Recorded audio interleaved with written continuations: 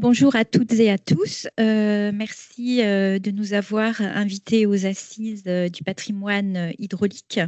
Je m'appelle Catherine Jaffeux, je travaille à la direction de la communication EDF à Paris et particulièrement dans un service qui s'appelle le pôle patrimoine et pédagogie. Aujourd'hui, à mes côtés, pour parler du tourisme industriel chez EDF et son application à EDF Hydro-Méditerranée, Anthony Aubert. Anthony Aubert, merci.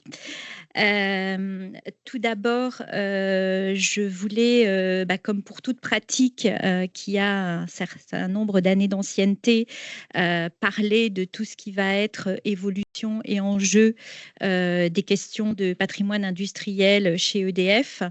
Mais avant de me lancer, je voudrais revenir sur la notion justement de tourisme industriel pour vous dire que EDF est au cœur non pas du tourisme industriel, mais des tourismes industriels. Et pour étayer cette affirmation, je me base sur un rapport de la DATAR de 1998 qui définissait ainsi les segments du tourisme industriel, c'est-à-dire des sites en activité considérés comme un tourisme d'entreprise, des sites historiques valorisant les équipements et objets techniques, tourisme de patrimoine industriel, centre de recherche, site de patrimoine scientifique, qualifié de tourisme scientifique. Et en effet, chez EDF, on voit bien que par rapport à ces trois segments, nous avons à la fois des sites de production, des sites en déconstruction et aussi des centres de recherche, donc, et notamment trois grands centres R&D en banlieue parisienne. Depuis 1946, donc au moment où EDF a été créé, il y a eu une grande dynamique d'ouverture par rapport à nos grands chantiers de construction. Et cette dynamique d'ouverture, bien sûr, elle se voulait en premier lieu un moyen de montrer et de faire comprendre l'outil industriel. Il était notamment question de montrer cet élan industriel qui avait pour objectif de relever et moderniser la France. On pense notamment au gigantisme des travaux, aux infrastructures nécessaires, mais aussi à des nouveaux matériaux qui ont été utilisés pour la construction de notre patrimoine hydraulique. Il était aussi question de donner des points de vue aux riverains, aux touristes, afin qu'ils découvrent et comprennent l'outil de production de l'électricité. Les illustrations que je vous propose, donc tout en haut à gauche, le belvédère très joli édicule qui, au début des années 50, surplombe la construction du barrage. À droite, toujours ce même belvédère qui, au-dessus de la retenue d'eau, montre aussi l'ampleur et le gigantisme de l'ouvrage. Cette deuxième illustration est importante puisqu'il s'agit d'une carte postale et donc on voit bien à quel point dès les années 50 il est question de relier le tourisme avec les grands chantiers de construction et les grands aménagements des régions. Et je pense aussi, je fais ce petit clin d'œil à l'exposition de Grenoble en 1925 qui faisait donc la part belle au tourisme industriel. Et je pense à cette belle affiche qui montre la houille blanche, déesse de la rivière, qui surplombe la ville et qui lui fait ruisseler des tas de pièces d'or. En bas, l'actuel belvédère de Serponçon, avec toujours ce point de vue imprenable sur le barrage et puis des panneaux pédagogiques qui sont à disposition du public. Cette grande dynamique d'ouverture, elle ne concernait pas, même dans les années 60 ou 50 ou 60, que les ouvrages hydrauliques. Elle était aussi très présente pour la construction des centrales nucléaires. Donc, vous avez à gauche le belvédère de Chinon, construit en 1961. C'est un magnifique bâtiment avec des grandes ouvertures vitrée, et comme vous voyez, qui devait donner pratiquement une vue 360 sur ce grand chantier du premier nucléaire. À droite, toujours à Serre-Ponçon, en 1969, un bus et un groupe de touristes qui s'apprêtent à aller visiter le site. On peut dire qu'à cette époque, on est dans l'archéologie de ce qui va être ensuite toute l'aventure de la visite d'entreprise. Depuis, il y a eu bien sûr le développement, le cadrage et la professionnalisation de cette filière de visite industrielle. Alors pour EDF, quels sont les enjeux de cette position autour du tourisme et de ces visites de sites? Donc juste pour vous rappeler que c'est la DIRCOM, dans la direction de la communication d'EDF et le pôle patrimoine et pédagogie qui à Paris coordonne et valorise ce patrimoine. Chez EDF, la visite industrielle est considérée comme une activité au service de la marque et de l'image autour de 4 enjeux qui sont l'acceptabilité pour construire un nouveau modèle énergétique plus neutre en CO2, la responsabilité pour transmettre une information scientifique fiable, la proximité pour favoriser les points de rencontre et les dialogues entre EDF, les publics et les territoires. L'attractivité pour développer l'intérêt et l'attachement du public, notamment des plus jeunes, à son industrie et à ses métiers. Alors, en quelques chiffres, il y en aura 3 principalement. 500 000 visiteurs par an. C'est l'Observatoire national de la visite d'entreprise qui travaille avec l'association Entreprises et Découvertes et qui, main dans la main, qualifie et quantifie les visites sur des sites industriels. Donc, ce chiffre de 500 000 visiteurs maintient EDF à la première place sur le podium de la visite d'entreprise. 130, c'est le nombre de sites EDF ouverts au public pendant l'année. Alors, EDF a mis en place un outil auquel on a accès via le site edf.fr, visiter EDF, et qui vous permet, selon votre appétence et vos choix de visite, d'aller à la découverte de centrales hydroélectriques, mais aussi de centrales nucléaires, de centrales thermiques, de parcs éoliens et solaires, de centres de recherche et de musées scientifiques. Et notre collègue Sophie Calvarin, par rapport au musée scientifique, interviendra sur le sujet cet après-midi. Le troisième chiffre, c'est par rapport à la répartition de nos visiteurs par métier. On voit donc sur ce camembert que EDF Hydro capte une grande partie de nos visiteurs et assez loin devant d'autres métiers EDF. Alors, ce patrimoine industriel, nous avons à souhait de le valoriser depuis maintenant de longues années et nous poursuivons nos efforts. Cette valorisation, elle est à la fois historique et patrimoniale. Et pour ce faire, nous participons assez régulièrement à des grands événements nationaux que sont les journées européenne du patrimoine, la fête de la science, la semaine de l'industrie, et nous sommes d'ailleurs en pleine semaine de l'industrie.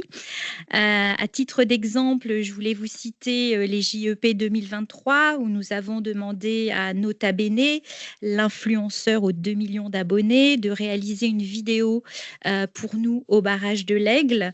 Cette collaboration permet à l'entreprise de diversifier ses cibles, des jeunes, mais pas que, des passionnés d'histoire et aussi beaucoup de curieux. La vidéo « Le barrage le plus résistant de France » a totalisé 380 000 vues sur la chaîne YouTube de Nota Bene et est toujours disponible si vous souhaitez le regarder. Pour les JEP 2025, 29 sites hydrauliques ont participé et ont reçu 3200 visiteurs. Le thème de cette année des JEP était patrimoine architectural, ce qui nous a permis de mettre en lumière, en plus de toute la beauté de nos sites industriels, les noms des grands architectes de ces bâtiments. Enfin, pour conclure, je vous ai beaucoup parlé de la direction de la communication d'EDF, du pôle patrimoine et pédagogie. Notre rôle est essentiellement un rôle d'accompagnement, mais nous avons comme priorité de favoriser les initiatives locales. Pour nous, nous avons entre les mains une richesse patrimoniale que nous partageons avec les territoires et le public. Merci et je donne la parole à Anthony.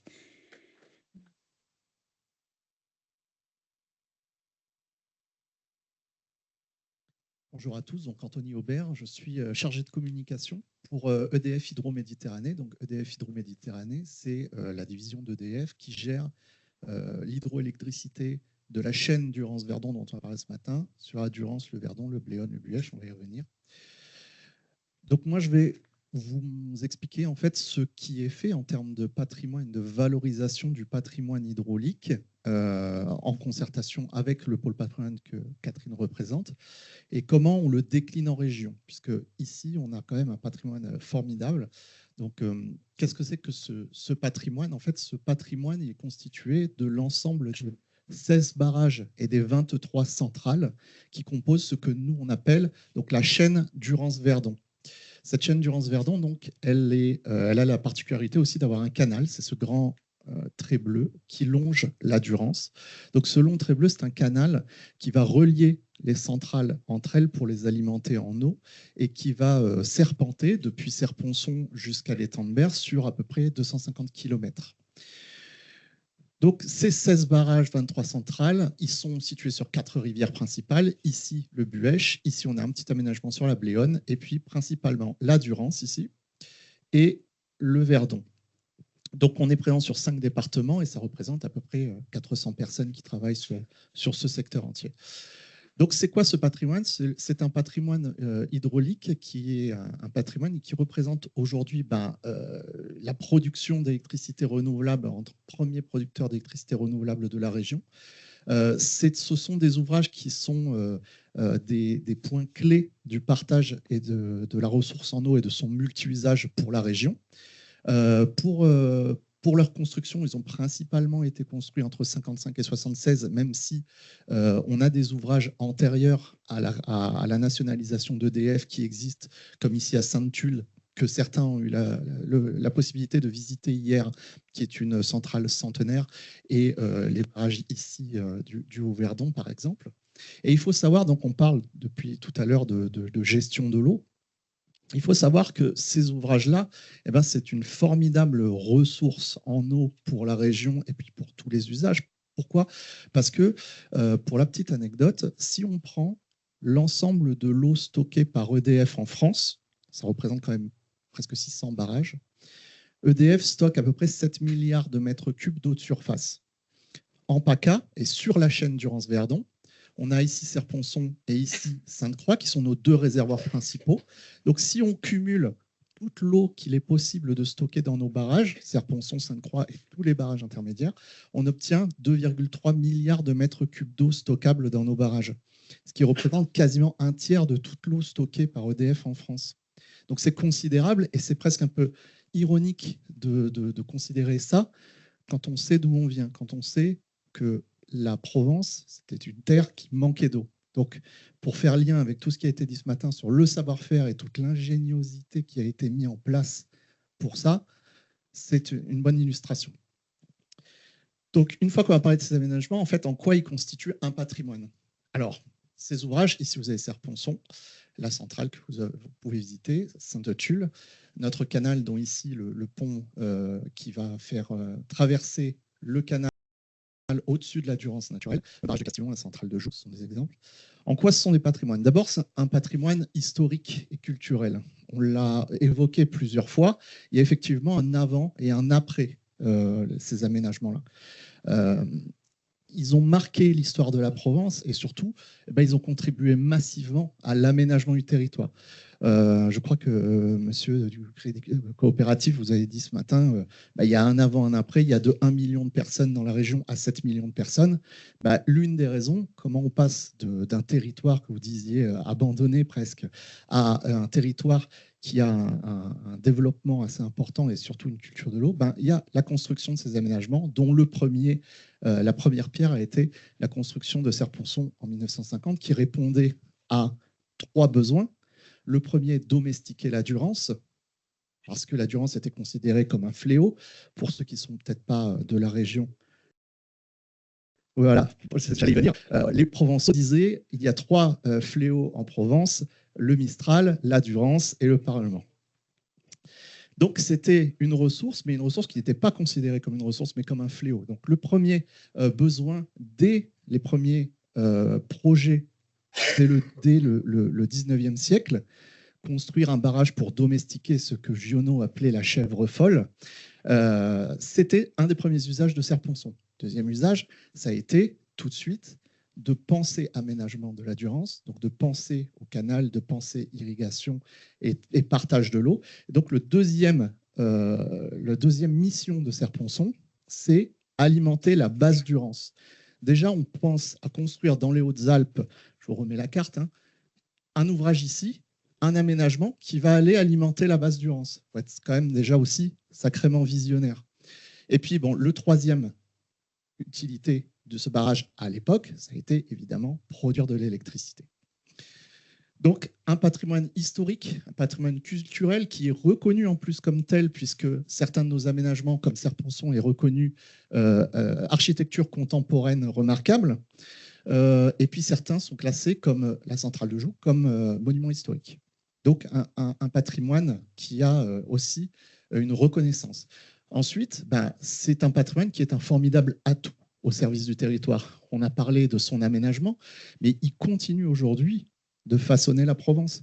Il continue de l'aider dans son développement, puisque ces ouvrages, ils permettent de gérer l'eau brute, qui va être ensuite gérée pour le multi-usage.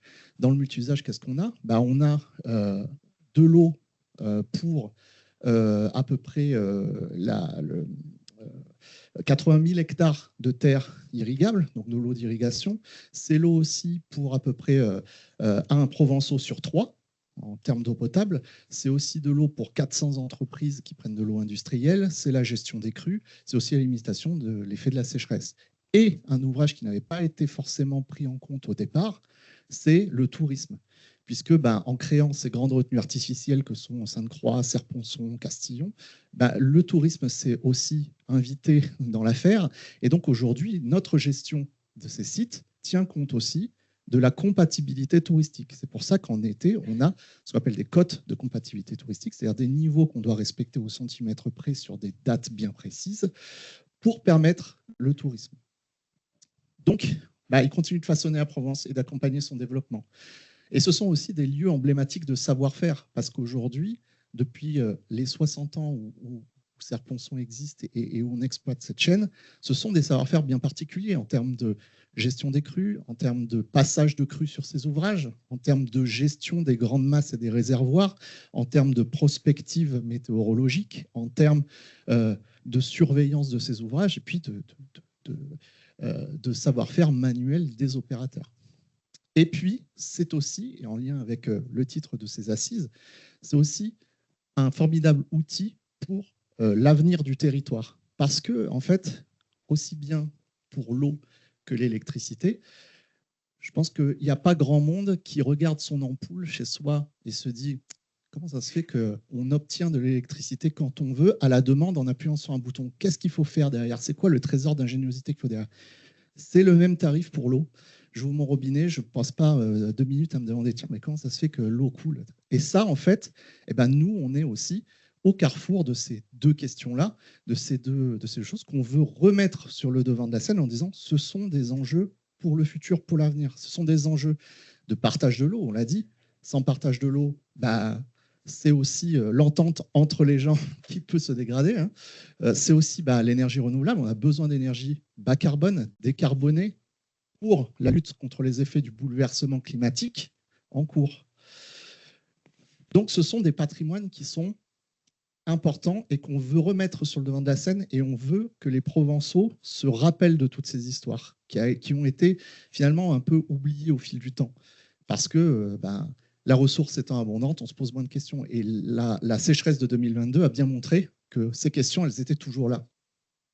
Si on fait un focus sur le tourisme industriel dans la région, donc nous, notre tourisme industriel, évidemment, on ne les considère pas comme un site touristique à part entière, simplement. Ce sont des outils au service de nos enjeux. Nos enjeux, c'est quoi? C'est faire connaître l'ensemble des services rendus au territoire par ces aménagements, c'est valoriser leur rôle dans la gestion de l'eau, c'est renforcer aussi pour nous l'ancrage territorial, la proximité et la concertation autour de ces aménagements. On parle beaucoup mieux de quelque chose qu'on a vu et qu'on connaît, évidemment. Donc, on invite les gens à venir. Et aussi faire connaître nos métiers, gagner en attractivité, parce que malgré tout, nous, on est un industriel. Et l'industrie, ce n'est pas quelque chose qui attire beaucoup. Donc, on a 2 sites principaux ouverts, la Maison de l'eau et des énergies à Serponçon, la centrale hydroélectrique de Sainte-Tulle, qui est un site, je vais revenir sur un petit point là-dessus. Et en 2026, on aura peut-être un 3e site qui est la centrale de Saint-Chamas. Donc, à Serponçon, on a une tradition d'accueil du public depuis longtemps, puisque Catherine vous l'a montré, dès le début, dès le chantier, on a un belvédère. Donc, il y a une volonté que ce site soit une vitrine. Et il y a une volonté architecturale également, puisque la scénographie de cette centrale, c'est Jean de Mailly, c'est Jean Prouvé. Jean de Mailly, celui qui a fait notamment le CNIT. Jean Prouvé, célèbre architecte, designer français. Donc, il y a dès les années 60 une volonté de faire de ce site-là une vitrine, de montrer quelque chose qui est de l'ordre de la valorisation du savoir-faire français, de la valorisation même de l'hydroélectricité et du génie de l'homme, en fait. C'est pour ça que depuis les années 60, il y a des visites à Serponçon et que dans les années 2000, on construit une maison de l'eau et des énergies. Et l'objectif, c'est bien d'être un site emblématique des ENR et de la gestion de l'eau pour PACA. Sainte-Tulle, c'est un site un peu différent parce que Serponçon, c'est quand même loin des grandes agglomérations. Et lorsque on a vu qu'il y avait beaucoup quand même de demandes des scolaires et qui finalement ne pouvaient pas aller jusqu'à Serponçon, on s'est dit qu'on allait essayer de développer un 2e site, c'est Sainte-Tulle, qu'on réserve aux scolaires et à l'enseignement supérieur. Bon, manque de bol, on l'a lancé en mai 2020. Il s'est passé quelques trucs qui ont fait que pendant plusieurs années, on n'est pas arrivé à faire une activité correcte. Mais en tout cas, aujourd'hui, ça marche bien. C'est un succès à consolider puisque ça fait que réellement 3 ans qu'on fait des années normales. Et on accueille environ 1000 scolaires par an. Et cette année, par exemple, on a accueilli 53 classes. Mais au-delà de ça, au-delà de la visite d'entreprise du tourisme industriel, il faut trouver des moyens de faire vivre ce patrimoine et cette industrie auprès du public et aussi auprès des plus jeunes. Donc là, ce sont des exemples de ce qu'on peut faire autour de ça. Alors, on a des événements ponctuels, on profite des anniversaires, on fait des conférences lorsque c'est possible. On a aussi des projets artistiques. On invite l'art dans le milieu industriel et on essaie de créer des ponts entre cette industrie qui est quand même quelque chose qui est connoté dans l'esprit des gens sur un aspect peut-être un peu vieillissant, un peu l'industrie, et de faire venir l'art, ça permet aussi de dédramatiser. Et on a eu par exemple la semaine dernière le résultat d'une résidence d'une artiste qui s'appelle Zuska Bastian. On a aussi actuellement des travaux de recherche artistique avec une artiste qui s'appelle Amandine Mohamed Delaporte qui travaille sur de la recherche artistique sur ce patrimoine et qui s'intéresse notamment aux photographes qui sont venus sur nos sites. Il y a des visites virtuelles qui sont accessibles en ligne. Si ça vous intéresse, je vous dirai, il y a une visite virtuelle, par exemple, du barrage de Sainte-Croix, qui est un barrage qui ne se visite pas, mais grâce à la visite virtuelle, on peut aller voir ça. Il y a des opérations sur les réseaux sociaux. Catherine a montré Nota Bene. Ça, c'est une autre chose qu'on avait fait qui est assez originale. Ce streamer de Twitch, en fait, spécialisé jeux vidéo, et du coup, il a proposé de faire dans le jeu vidéo Flight Simulator, qui est un jeu vidéo de vol très, très réaliste, de faire le survol de la Durance en temps réel, de faire un survol de la Durance en avion. Et on avait le responsable de Serponçon et d'autres invités qui venaient commenter, donner des informations sur un stream qui a duré quand même presque 3 heures et qui a été suivi quand même par plus de 100 000 personnes. Des expositions, des panneaux d'information aux abords de nos aménagements, et puis des partenariats et des échanges en lien avec le patrimoine. On a notamment actuellement un état de l'inventaire du patrimoine du XXe siècle qui est en cours sur la Durance, donc on participe avec ces personnes-là. Il y a des travaux avec l'École nationale d'architecture, parce que malgré tout, on est un industriel, on n'est pas des experts du patrimoine, et surtout, au cours des années, on a oublié des choses. Donc, on a aussi un travail de recherche pour se souvenir un petit peu de quelle a été l'initiative, l'impulsion sur certains de ces projets, sur certains de ces sites. Et puis, on travaille aussi avec des pays d'art et d'histoire pour développer tout ça. Ce sur quoi je voulais terminer, c'est de dire que ce patrimoine, c'est un patrimoine vivant. Ces ouvrages, en fait, ils sont un peu plus qu'un patrimoine industriel. C'est aussi un socle commun de l'histoire des Provençaux. C'est aussi un relais symbolique entre, on l'a dit ce matin, Jean Giono et la gestion de l'eau moderne. Hein. Et puis, c'est une colonne vertébrale énergétique qui, je ne l'ai pas dit, mais Durance Verdon, c'est l'électricité pour à peu près plus de 2 millions de personnes. Énergie décarbonée, énergie renouvelable, plus de 2 millions de personnes, hein, c'est la consommation de tout Paris intramuros. Donc, cette région fournit l'équivalent de la consommation de tous les Parisiens par an en énergie renouvelable grâce à cette chaîne-là. Et donc, c'est un patrimoine qui a permis le développement de la Provence. C'est un patrimoine vivant et son histoire passée, elle résonne aussi avec nos enjeux d'aujourd'hui et elle a tout son intérêt dans nos enjeux futurs. Merci.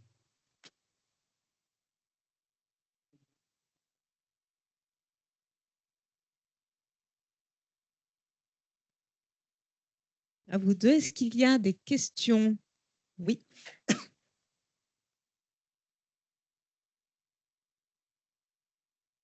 Je voudrais vous poser une question à propos de tourisme et de Vigipirate.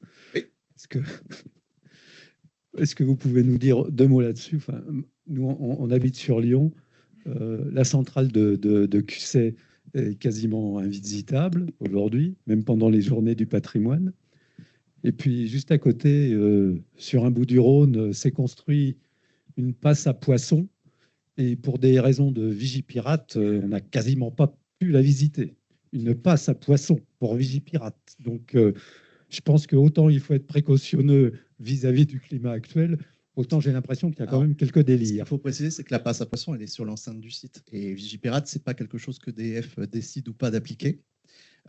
Vigipirate, c'est tout simplement une manière d'avoir un contrôle plus accru sur les personnes qui viennent sur ces sites. Certains des sites d'extérieur, on peut se dire, sont justes, des centrales justes, des choses comme ça, mais certaines ont des rôles plus importants que d'autres sur l'alimentation d'endroits stratégiques et sur l'alimentation globale. Ce sont parfois des points durs. Par exemple, si une centrale, peut-être pas QC, mais si une centrale tombe, peut-être que c'est une alimentation qui ne peut plus se faire par des secours. Donc, il y a des sites qui sont plus surveillés que d'autres, et il y a des sites où les exigences sont plus importantes que d'autres au niveau Vigipirate. Nous, on applique Vigipirate également. Donc, il y a un contrôle d'identité qui doit être fait. Il y a un temps avant vous ne pouvez pas nous solliciter et dire « je veux visiter demain ». Donc, il faut un contrôle d'identité, etc. Donc, Vigipirate, c'est à la fois cette manière de se protéger aussi de certaines choses, mais c'est une contrainte pour nous également. Ensuite, il y a deuxième chose, c'est qu'on est sur des sites industriels en fonctionnement. Donc, on a des attentes aussi en termes de sécurité et de sûreté des visiteurs qui sont importantes. On ne peut pas enchaîner les visites. On n'est pas des sites de visite. On est des sites industriels en fonctionnement. Donc, la visite, c'est un bonus qu'on peut faire, mais ça ne peut pas se faire comme on veut, avec de la manière qu'on veut. Donc après, ensuite, indépendamment de tout ça, selon les régions, il ne faut pas se leurrer, ces visites, nous, elles nous coûtent aussi de l'argent. Donc, il y a aussi peut-être d'autres choses qui font que QC n'est peut-être pas un site qui se visite facilement parce qu'il n'y a pas l'infrastructure à mettre dessus. Parce que lorsqu'on fait visiter nos sites, nous, par exemple, on a fait le choix de mettre des guides. Il y a aussi des sites qui font le choix que ce soit des agents. Mais nous, avec l'expérience, on s'est aperçu que les agents, c'est bien, mais ce n'est pas leur boulot. Donc, ça veut dire qu'il faut leur prendre du temps sur leur travail. Et nous, dans l'hydro, ce sont des petites équipes. Ce sont des équipes qui n'excèdent jamais 20 personnes pour gérer un ensemble d'aménagements. Et puis, deuxièmement, faire passer, expliquer, faire passer, vulgariser, c'est un métier. Et on s'est aperçu que y a parfois des visites où les gens sortaient en disant hyper impressionnant tout ça, on n'a rien compris. Donc voilà, il y a tout ça. Il y a Vigipirate, il y a la sûreté d'un site industriel, il y a aussi les choix qu'on fait et on préfère parfois ne pas recevoir des gens dans de mauvaises conditions plutôt que de recevoir et que les gens sortent en disant c'était impressionnant mais on n'a rien pigé.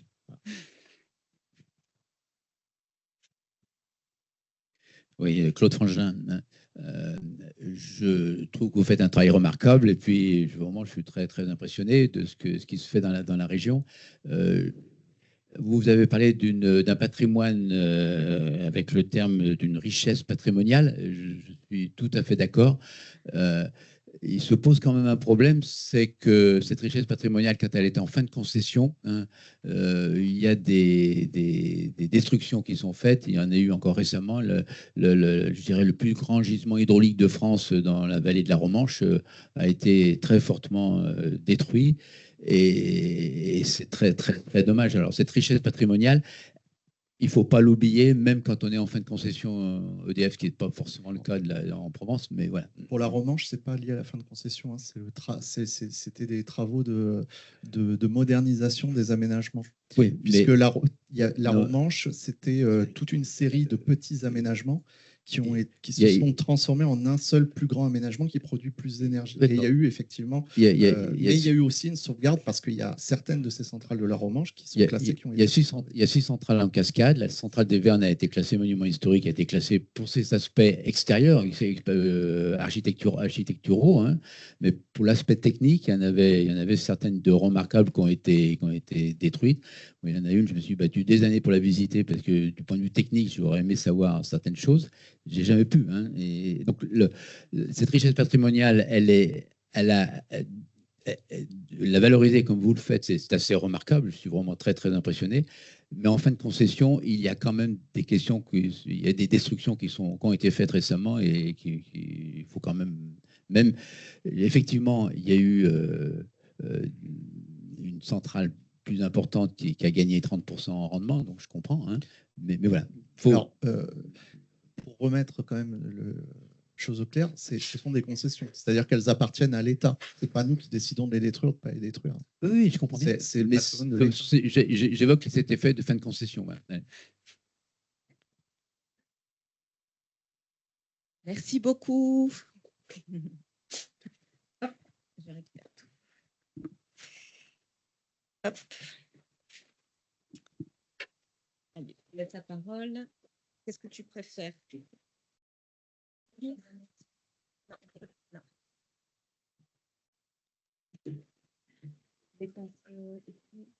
D'accord. À droite, je pense, comme ça. Voilà. Bonjour à tous. L'association syndicale du canal de Manosque est un établissement public qui gère un canal de transport et de desserte en eau brute de Durance auprès de 4 800 adhérents dans le département des Alpes de Haute-Provence. Je suis Cécile Chapuis, directrice adjointe, et je vais vous présenter 2 projets de valorisation en cours de construction. Tout d'abord, je vais vous présenter le cadre, le contexte dans lequel ils sont nés, et ensuite leur contenu et leur avancement. En préambule, rapidement, quelques points sur le canal pour mieux appréhender la suite de la présentation. C'est une loi qui a déclaré d'utilité publique la construction du canal de Manosque à des fins d'irrigation et de submersion des terrains, qui date de 1881. Cet ouvrage ancien est constitué d'un canal maître de 53 km, comme on peut voir donc sur les photos en haut à droite, d'un réseau secondaire de 172 km. Cet ouvrage a la spécificité d'avoir été construit à flanc de coteau, à flanc de colline, et traverse a du coup de nombreux ouvrages d'art. À titre d'exemple, la photo en haut à droite, 73 aqueducs et 18 siphons ont dû être construits pour traverser les vallons et les ruisseaux. Ce territoire s'est beaucoup urbanisé et aujourd'hui les usages sont multiples. La photo en bas à droite, l'irrigation agricole et la lutte anti-gel qui permettent de... Ah oui, merci. Parfait. Bonne comment? Bon, je vois rien. Je vois pas. Donc, l'irrigation agricole et la lutte anti-gel. Merci. Ah oui, ok. qui permet de maintenir cette activité agricole sur le territoire et aussi de limiter les prélèvements individuels dans les ressources. L'arrosage des jardins potagers, des jardins d'agrément, des espaces verts communaux et des stades qui, quant à eux, apportent une plus-value au terrain et soulagent aussi grandement les réseaux d'eau potable. Donc, les ouvrages, l'histoire et les savoir-faire liés au canal de Manosque représentent un patrimoine culturel riche. L'association syndicale du canal de Manosque a donc souhaité depuis une quinzaine d'années mettre en lumière l'intérêt général de cet ouvrage et ses effets pour le territoire en termes agricoles, socio-économiques et environnementaux. Elle a d'autant plus souhaité expliquer la culture provençale de l'eau, qui est, comme l'a souligné François, collective et solidaire, qu'elle devient méconnue d'une partie des habitants du territoire qui considèrent le canal comme naturel et acquis, alors qu'il nécessite un entretien et un perfectionnement continuel, voire pire, comme une contrainte, un obstacle pour leur propre projet, sans en voir les intérêts communs. Dans un premier temps, le canal a élaboré des outils, des supports de communication et d'information, soit seul, soit avec des partenaires. À titre d'exemple, un livre retrace l'histoire du canal depuis son invention jusqu'aux enjeux actuels. Ce travail a été réalisé à partir des archives et par l'association Alpes de Lumière. Parallèlement, des animations ont été assurées par des associations de sensibilisation du territoire auprès des scolaires. J'ai du coup allé trop vite. Auprès des scolaires et auprès du grand public, sous différentes formes, des visites guidées, des conférences, des ateliers. L'association syndicale du canal de Manosque n'a pas les moyens d'assurer ce type d'activité. Elle s'est donc rapprochée des associations de sensibilisation sans territoire qui ont été et qui sont toujours très intéressées, car pour elles, le canal constitue un bon support pédagogique et permet d'aborder de nombreuses thématiques. Bien entendu, son histoire, son patrimoine, la gestion de l'eau, mais aussi l'agriculture, l'hydroélectricité et la biodiversité. Créer des aménagements pérennes sur le canal maître, avec accueil du public, permettrait d'aller plus loin, mais pose cependant la question juridique de la responsabilité. Les berges du canal font partie du domaine public de l'association syndicale et sont affectées à son objet, qui est l'entretien et l'exploitation des ouvrages. Les berges sont donc accessibles uniquement à ses salariés, aux entreprises qui travaillent pour son compte et aux adhérents qui ont une prise directe sur le canal maître. La seule solution pour ouvrir les berges au public, c'est de signer des conventions dites de superposition d'affectation avec une collectivité et d'affecter aux berges une nouvelle mission de service public, par exemple la mobilité douce, dont la collectivité prend la gestion et la responsabilité. Nous avons communiqué cette information, cette situation à l'ensemble des communes traversées par le canal.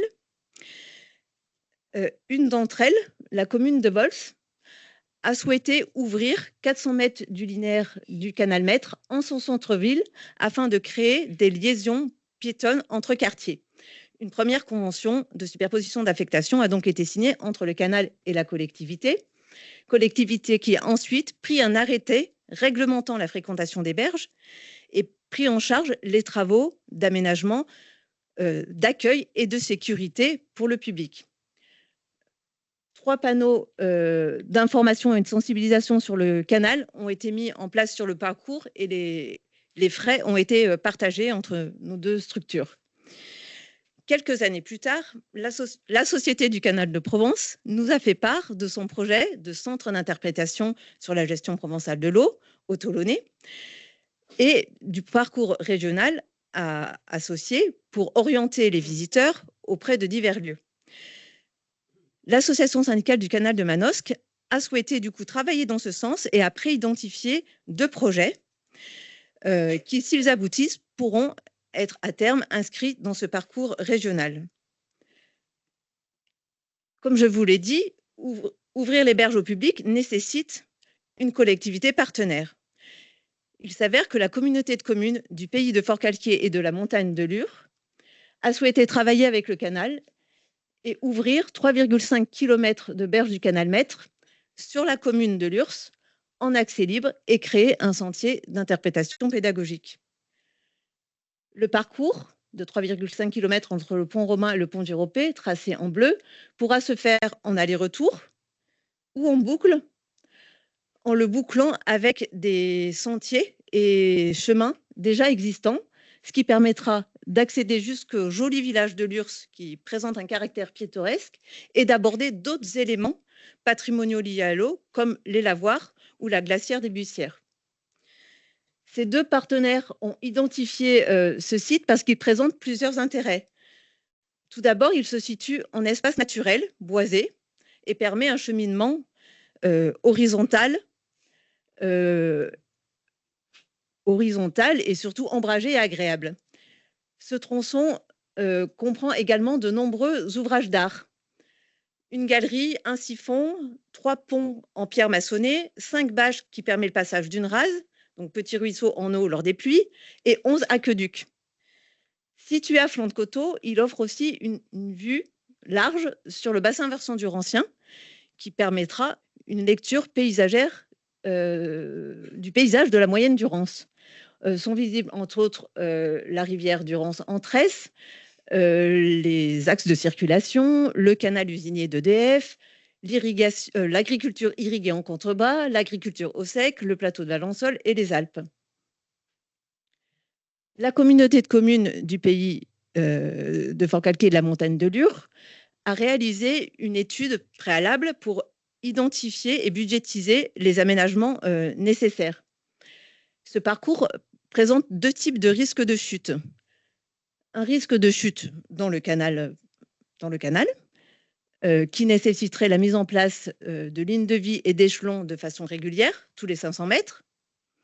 Et comme il est situé à flanc de coteau dans un terrain relativement escarpé, il présente aussi un risque de chute en hauteur sur les cheminements, sur les murs des ouvrages que sont les aqueducs et les murs qui soutiennent le canal.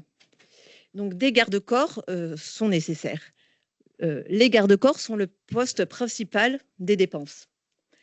La galerie existante de 275 mètres nécessite la création d'un sentier de déviation avec la mise en place de seuils en bois compte tenu du dénivelé conséquent. La photo en bas à droite présente sur sa gauche l'aqueduc d'origine dit de Giropé, dont une partie s'est effondrée en 1942. Un nouvel ouvrage en béton a été constitué pour permettre la continuité du cheminement de l'eau. Donc, ce parcours présente de nombreux ouvrages, mais aussi quelques éléments patrimoniaux, comme cette roue à aubes ici présente, qui pourra faire l'objet d'une valorisation. Le cheminement piéton par nos agents, aujourd'hui, se fait toujours par l'aqueduc de Giropé. Donc, le cheminement, dans le cadre du futur projet, passera toujours par là, mais pour des questions de sécurité, il est prévu, au-delà du garde-corps, de reprendre, de consolider le parement de pierre au droit de l'effondrement. Le projet, bien sûr, comprend également 2 aires d'accueil pour expliquer le parcours et le fonctionnement du canal, et 4 aires d'interprétation tout au long du parcours, dont une servira aussi d'aire de repos. Donc, l'étude préalable qui a été réalisée en 2023 a conclu à budgétiser les travaux à 230 000 €. Depuis, les 2 partenaires ont travaillé sur la recherche de financement et ont identifié 3 dispositifs auxquels, a priori, le projet pourrait être éligible et ont acté relativement récemment le principe d'une comaîtrise d'ouvrage, sans en définir encore les règles de partage et les conditions d'organisation de cette comaîtrise d'ouvrage, travail qui va être engagé prochainement, ainsi que le dépôt des dossiers de demande de subvention d'ailleurs. Si les subventions sont obtenues, les 2 partenaires devront engager des démarches foncières qui nécessiteront de signer une convention entre le canal de Manosque et la communauté de communes dite de superposition d'affectation, comme on en a parlé tout à l'heure, et une deuxième convention entre la communauté de communes et les propriétaires des emprises foncières qui supporteront le sentier de déviation de la galerie. Elles travailleront sur le contenu des panneaux et pupitres des aires d'accueil et d'interprétation, réaliseront les appels d'offres nécessaires, le choix du maître d'œuvre et de l'entreprise, feront réaliser les travaux et devront les suivre. Une fois ces travaux réalisés, si le projet va au bout, le travail se poursuivra parce qu'il faudra pratiquer une surveillance et effectuer un entretien et une maintenance sur les ouvrages qui ont été réalisés. Voilà pour le premier projet. Le deuxième projet est différent dans le sens où il ne se situe pas en zone naturelle mais en zone urbaine. Il ne concerne pas un linéaire du canal mais un site ponctuel. Et il ne se fera pas, s'il aboutit, en accès libre, mais en accès réglementé, c'est-à-dire des visites ponctuelles et accompagnées. Ceci se situe à Manosque, au droit du canal maître, qui présente à ce niveau-là une chute dans le rocher de 5 mètres. A été construit en 1909 une usine hydraulique qui utilisait la force motrice de la chute d'eau pour élever les eaux jusqu'à des bassins et une rigole pour desservir un territoire plus grand, d'autres propriétés et aussi le cœur du centre-ville de Manosque pour l'alimentation des fontaines et le nettoyage des rues. Le bâtiment de l'usine comprend deux niveaux, un rez-de-chaussée qui correspondait à l'usine et à l'étage un logement d'un garde-canal. La turbine d'envergure et les équipements associés sont toujours en place au rez-de-chaussée et pourraient être valorisés. Alors, il y a des photos qui ont été mises à l'envers, parce que je vous avais dit qu'il fallait les corriger. Bon, alors, du coup, on ne regardait pas les photos, mais c'est simplement les intérêts de ce site. Il y a plusieurs intérêts. Au-delà du bâtiment de la turbine et de son histoire, il comprend plusieurs types d'ouvrages constitutifs du canal maître. Entre autres, la tête, on va regarder celle-ci parce qu'elle est visible, la tête amont du siphon qui traverse le vallon de Drouille.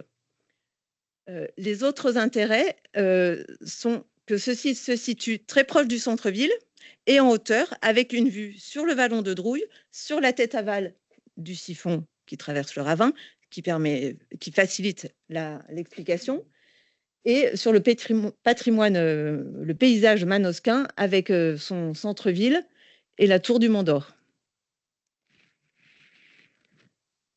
Le bâtiment de l'usine, qui était désaffecté depuis longue date, était dans un état de vétusté très avancé et menacé de s'effondrer. Le canal de Manosque s'est trouvé dans une situation de devoir faire un choix et face à deux solutions. Pour des questions de sécurité, pour le bâtiment, mais aussi pour son environnement et la copropriété qui se situe toujours d'ailleurs, juste en dessous, soit de le démolir et d'évacuer l'ensemble, soit d'entreprendre des travaux d'envergure de sécurisation. Suite à un diagnostic qui a été fait par un architecte du patrimoine et qui a nécessité des sondages géotechniques, malgré un coût élevé des travaux, malgré les réticences associées, et suite à une recherche de financement, le canal a décidé de préserver cet ouvrage pour garder le patrimoine avec le souhait à terme de pouvoir l'utiliser pour valoriser le site. Donc, les travaux ont été entrepris en 2024. Le montant des travaux s'est élevé à 262 500 €, avec un taux d'autofinancement pour le canal de Manosque de 65%, donc un montant élevé pour lequel il a dû faire un emprunt. Donc, ces premiers travaux qui ont concerné uniquement la sécurisation du bâti, ce qui ont permis de sauvegarder le bâtiment et aussi de disposer à l'étage une salle spacieuse de 70 mètres carrés avec de grandes ouvertures au droit et avec vue sur les ouvrages qui pourraient éventuellement à terme servir lieu d'exposition par exemple. À la demande de la région qui a été le principal financeur de ces travaux, l'association a défini un programme de valorisation du site sur une année, a fait un appel d'offres public, a retenu un groupement de 3 associations du territoire. La première phase est en cours.